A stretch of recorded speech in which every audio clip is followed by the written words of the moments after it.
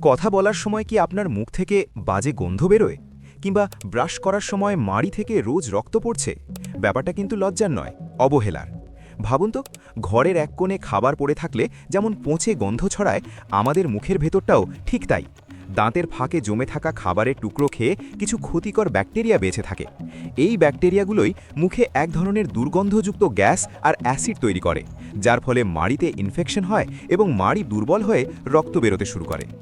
এর থেকে মুক্তির দুটো খুব সহজ ঘরোয়া উপায় বলছি, শুনুন। প্রথমত, রাতে ঘুমানোর আগে ব্রাশ করার অভ্যাস করুন। আর ব্রাশ করার পর 1 গ্লাস হালকা গরম জলে সামান্য নুন ফেলে ভালো করে কুলকুচি বা গার্গেল করুন। নুন জল ব্যাকটেরিয়া ধ্বংস করতে জাদুর মতো কাজ করে।